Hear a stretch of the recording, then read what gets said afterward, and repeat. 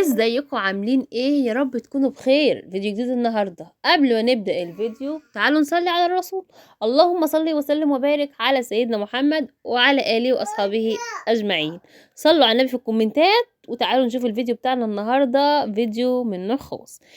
طبعا نزلت لكم قبل كده، قلت لكم ان انا جبت مكنه خياطه وان هي كانت حلمي وكنت بحلم بيها والكلام الكتير الحلو ده. تمام. عايزه اقول لكم انا متعتي ان انا اقعد على المكنه لما اكون زهقانه. والله العظيم والله العظيم لما بكون زهقانه بروح قايله ايه، حتى لو ما عنديش اي حاجه مثلا اخيطها ولا اعملها، بقعد كده على اي حاجه مقطوعه كده عندي او عند العيال، واقعد على المكنه. قعدتي عليها وشغلي عليها راحه نفسيه بالنسبه لي. المهم،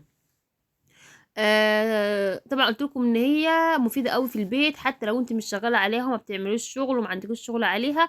هي مفيده وحلوه قوي قوي قوي للبيت وليكي وللعيال واستخدامك انت الشخصي في البيت. تمام. المهم ما طولش عليكم، قولي طولي يا امين. النهارده بقى انا انا عندي، بصوا يا جماعه، انا عندي شغل بشتغله، اللي هو انا بعمل القطم اللي هي بتاعت الانتريه والكنب والركنه اللي هي البياضات اللي هي بالمناديل دي، اللي انا حاطه لكم الصوره بتاعتها في اول الفيديو. تمام. انا بجيبه، وطبعا كل واحده مثلا انا عندي جروب على الواتس على الفيسبوك. تمام. بنزل عليه ده كده اسمه جوبير. تمام. في منه اللي هو السادة ده، وفي منه اللي هو بقى كل الالوان بقى، ابيض في بينك، ابيض في بني، ابيض في تركواز، ابيض في احمر. المهم ان هو ابيض في لون تاني. تمام. بس انا بالنسبه لي ان انا عندي الركنه هوريها لكم، طبعا شفتوها ان هي مشجره، فانا هخلي الكنار بتاعها او الجبير بتاعها هخليه ساده. ولو هي مثلا ساده، بحط الكنار ملون. تمام. ابيض في اي لون تاني. حلو الكلام. حلو الكلام. بعمل ايه؟ مثلا اي واحده بتديني مثلا المقاسات، بتقولي انا عايزه المقاسات كذا. طب الانتريه بيبقى معروف مقاساته، طب انا عارفه مقاساته كذا، فبتقولي مثلا عايزه طقم انتريه.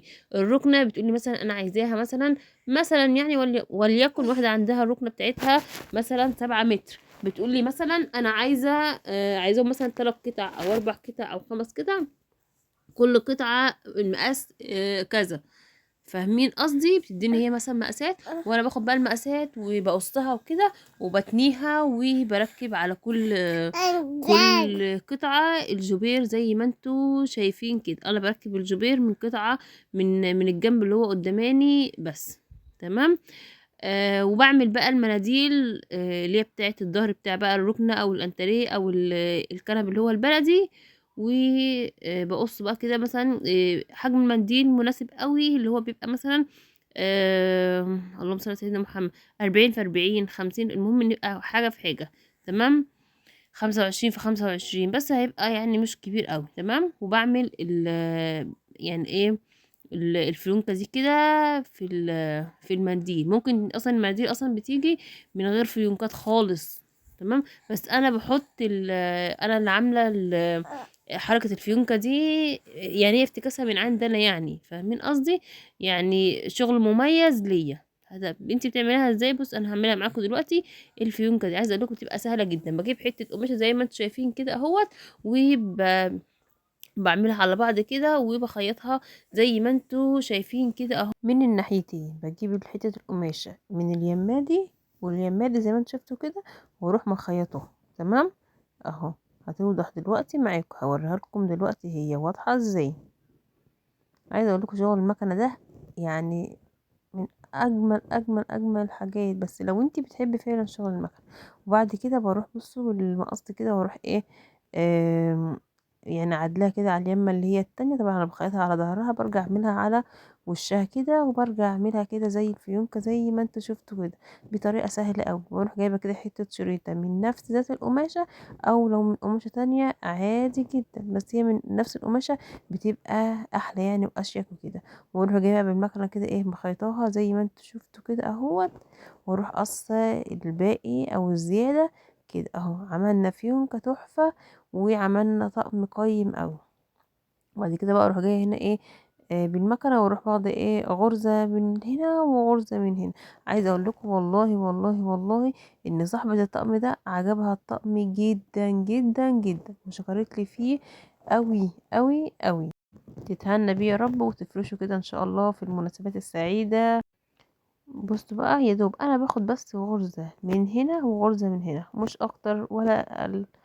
بصوا بقى ادى المنديل شكل حلو قوي كده، وبقى حاجة قيمة، يعني تحس كده ان هو حاجة قيمة قوي كده، يعني حصري بقى.